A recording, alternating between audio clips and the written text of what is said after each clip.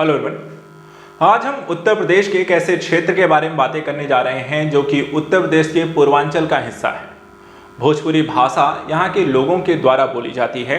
साथ ही गौतम बुद्ध, जिन्हें हम पहले सिद्धार्थ के नाम से जानते हैं, उनके नाम पे रखा गया एक जिला भी है।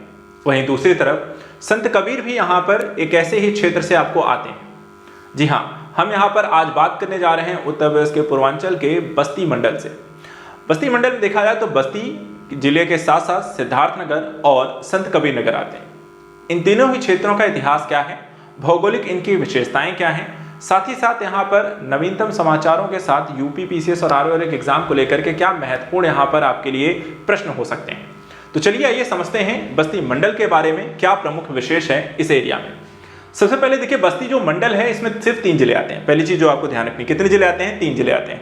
ठीक है, कौन कौन से जिले आते हैं? तो 3 जिलों में बस्ती पहला है जो कि बस्ती के नाम से ही है, दूसरा यहाँ पर आपको संत कबीर नगर है और तीसरा यहाँ पर सिद्धार्थ नगर है। बस्ती का यहाँ पर एरिया जो आप देखें तो यहाँ पर आपको इस एरिया के अंतर्गत यहाँ पर आपको आता है और इसमें हम सिद्धार्थ नगर के साथ साथ संत कबीर नगर को देख सकते हैं, अंबेडकर नगर देख सकते हैं, अयोध्या को देख सकते हैं, जो इसके यहाँ पर आसपास के एरिया या फिर यहाँ पर इसकी सीमा आपको साझा करते हुए दिखाई दे रहे हैं। वहीं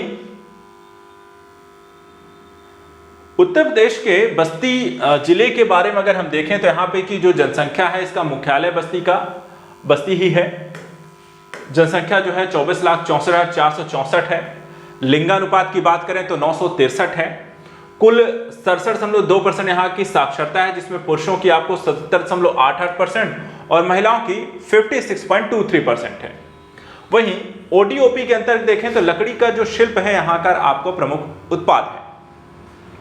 प्राचीन समय में यह भी कहा जाता है कि हिमालय की वादियों में एक गांव हुआ करता था जो जंगल से चारों तरफ घिरा हुआ था और यहाँ ऋषि वशिष्ठ का एक आश्रम हुआ करता था। इसी आश्रम की बात कहा जाता है कि भगवान जो श्री राम हैं और अपने भाई लक्ष्मण के साथ कुछ समय के लिए ऋषि वशिष्ठ यहाँ पर रुके हुए थे और यहीं से बाद में वह स्थान जो है बस्ती के नाम से जाना जाने लगा। इसकी सीमा की बात करें तो उत्तर पूर्वी सीमा पर जो एक नदी भी है जिसको हम आमी नदी कहते हैं और गरिया नदी कुछ दूरी तक जिले की पूरी सीमा बनाती है। जिले के मध्य और दक्षिणी भागों में कुआनो और घाघरा यहाँ पर इसकी मुख्य नदियां हैं, जो कि नदियों को लेकर के अगर आपसे प्रश्न पूछता है कहां से निकलती हैं। वहीं बस्ती जिले के बारे में बात करें तो कौन कौन से प्रमुख स्थान, अगर आप भी बस्ती जिले से रिलेट करते हैं तो आप इन चीजों से यहाँ पे परिचित होंगे। अगर कुछ नया भी है तो आप कमेंट बॉक्स में जरूर बताएं। प्रसिद्ध स्थान के बारे में बात करें तो जामा मस्जिद को हम देखें तो कटेश्वर पार्क है, भदेश्वर नाथ है, बागवानी अनुसंधान एवं विकास एक प्रशिक्षण केंद्र भी है, साथ ही मखौड़ा धाम और श्रृंगी नारी भी आपको यहाँ पर देखने मिलते हैं। नवीनतम समाचारों के दृष्टिकोण से हम देखें तो इस क्षेत्र में प्रधानमंत्री नरेंद्र मोदी के द्वारा 18 जनवरी को सांसद खेल महाकुंभ 2022-23 के दूसरे चरण का उद्घाटन भी किया गया था और उसमें यहाँ पे देखें तो बस्ती जिला के जो सांसद थे हरीश द्विवेदी थे, जो इनके द्वारा किया गया था। यह खेल जो है महाकुंभ एक अनूठी पहल है जो जिला बस्ती और आसपास के क्षेत्रों के युवाओं को अपनी खेल प्रतिभा को निखारने का एक मौका और खेल को एक करियर के रूप में यहाँ पर देखने के विकल्प के तौर पर प्रस्तुत करता है। ये तो हो गया बस्ती जिला। दूसरा इस मंडल के तहत जो जिला आता है संत कबीर नगर।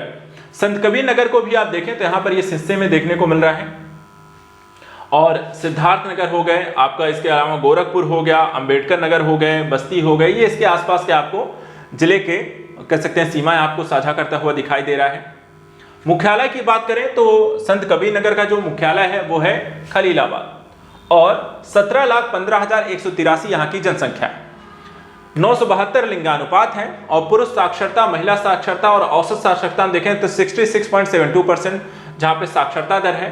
पुरुषों की 78.39 और महिलाओं की 54.80 यहां पर आपकी साक्षरता दर है। पीतल के बर्तन यहां पे प्रमुख वन जिला वन उत्पाद के अंतर्गत आते हैं। वहीं संत कबीर नगर की हम बात करें तो इस जिले की स्थापना 5 सितंबर 1997 को की गई थी। यह जिला जो है संत कबीर दास की गतिविधियों का क्षेत्र हुआ करता था, इसीलिए इसका नाम यहाँ पे संत कबीर नगर रखा गया है। कबीर देखें तो समाज की एकता के प्रतीक माने जाते हैं। संत कबीर नगर के नागरिक अपनी सभ्यता में भाईचारा दिखाते हैं। त्रेता युग का अवध क्षेत्र जो है यहाँ पर देखा जाए इसी को माना जाता है, इसका कुछ रिलेट यहाँ पर माना जाता है। यहाँ कई सांस्कृतिक और ऐतिहासिक संयोजन स्थल भी आपको देखने को मिलते हैं, जैसे कि काजी खलील उर रहमान का एक किला यहाँ पर है। इस जगह का नाम इसके संस्थापक खाजी खलील उर रहमान के नाम पर पड़ा था, जिन्हें 1860 के आसपास गोरखपुर का चकलादार नियुक्त किया गया और खलील उर रहमान को आसपास के गांवों के राजपूतों के विद्रोह को दबाने के लिए भेजा गया था। इसके अलावा तामेश्वर नाथ मंदिर यहां पर देखने को मिलता है। ऐसा माना जाता है कि पांडवों की मां कुंती इस मंदिर में यहां पर पहली बार पूजा उनके द्वारा की गई थी। साथ ही बखिरा अभ्यारण्य भी देखने को मिलता है। बखिरा अभ्यारण्य जो है एक पक्षी अभ्यारण्य है और भारत का सबसे बड़ा प्राकृतिक बाढ़ क्षेत्र एक आर्द्र भूमि भी है, तो यह भी आपको ध्यान रखना है। भारत का सबसे बड़ा प्राकृतिक बाढ़ क्षेत्र आर्द्र भूमि जो है बखिरा अभ्यारण्य है। इसके साथ ही उद्योगों की बात करें तो पीतल उद्योग यहां पर है। संत कबीर नगर की पुरानी अर्थव्यवस्था पीतल उद्योग से रिलेट करती है। हथकरघा उद्योग भी यहां पर आपको विकसित है। भारत में देखें तो अमरडोभा, बखिरा, मगहर, मंदौर, लेडुआ, महुआ कपड़ा उद्योग के लोकप्रिय यहां पर क्षेत्र हैं और संत कबीर नगर इस क्षेत्र में सूती हस्त निर्मित कपड़े का भी उत्पादन किया जाता है। साथ ही जब राष्ट्रपति यहाँ पे रामनाथ कोविंद एक बार आए थे और कबीर चौरा धाम मगहर उत्तर प्रदेश संत कबीर नगर को श्रद्धांजलि उनके द्वारा अर्पित की गई थी। संत कबीर अकादमी और अनुसंधान केंद्र और स्वदेश दर्शन योजना का उनके द्वारा यहाँ पर उद्घाटन भी किया गया था। तीसरा और अंतिम जिला जो इस क्षेत्र के अंतर्गत आता है वो है सिद्धार्थनगर। सिद्धार्थनगर की हम बात करें तो वहां पर आप देख सकते हैं ये एरिया आपको देखने को मिलता है जो नेपाल इत्यादि के साथ भी है। बलरामपुर यहाँ पर है, गोंडा है, बस्ती है, संत कबीरदास हैं, महाराजगंज है, नेपाल के साथ इनकी सीमा भी आपको एक तरफ से देखने को मिल रही है। एरिया वाइज अगर हम बात करते हैं तो सिद्धार्थनगर का जो मुख्यालय आपको देखने को है नवगढ़ शहर है। 25,59,297 यहाँ की जनसंख्या है। 976 लिंगानुपात है। कुल साक्षरता यहाँ पर बहुत कम है 59.25%। पुरुषों की देखें 70.92 और महिलाओं की 47.41% है। काला नमक चावल देखा जाए तो यहाँ का प्रमुख जिला उत्पाद है। इस जिले का नाम राजकुमार सिद्धार्थ के नाम पर रखा गया, जिन्हें बाद में हम बुद्ध के नाम से भी जानते हैं। जिन्हें ज्ञान की प्राप्ति हो जाती है तो उन्हें महात्मा बुद्ध भी कहा गया। यह जिला जो है उत्तर में नेपाल के जिले कपिलवस्तु और उत्तर पूर्व में रूपनदेही से घिरा है। इसके अलावा यह उत्तर प्रदेश के अन्य जिलों से घिरा है। पूर्व में महाराजगंज, दक्षिण में बस्ती, संत कबीर नगर और पश्चिम में बलरामपुर जिले आते हैं। जिले में देखा जाए तो 5 विधानसभा क्षेत्र भी आते हैं, जिसमें शोहरतगढ़, कपिलवस्तु, बांसी, इटवा, डुमरियागंज है। इस जिले का एकमात्र लोकसभा जो क्षेत्र है वो है डुमरियागंज। इसके अलावा पिपरावा स्तूप भी यहाँ पर है। ये पुरातात्विक स्थल है, उत्खनन के लिए सबसे अधिक जाना जाता है और यहाँ से ये भी पता चलता है कि बुद्ध की राख के एक हिस्से का दफन यहाँ पर है, उनके अपने शाक्य वंश को जो यहाँ पर दिया गया था। काला नमक जो चावल है, चावल की एक सुगंधित और मसालेदार यहाँ पर किस्म है जो कि इस क्षेत्र में उगाई जाती है।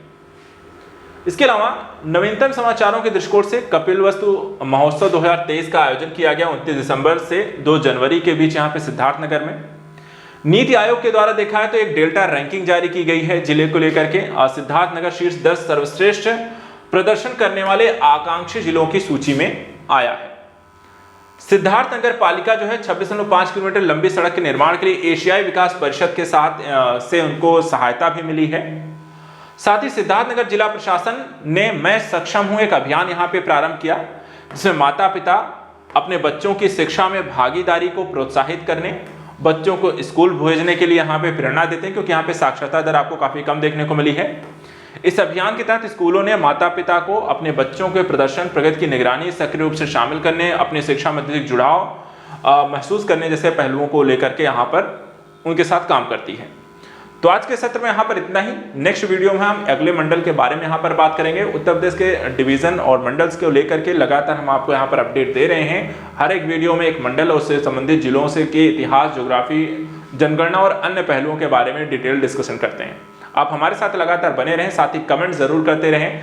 जो भी जिस जिले से है वो अपने जिले के बारे में और भी कुछ जानकारी यहाँ पे साझा करता है तो कमेंट्स में यहाँ पर बता सकता है। आज के लिए इतना ही। Thank you so much and good luck.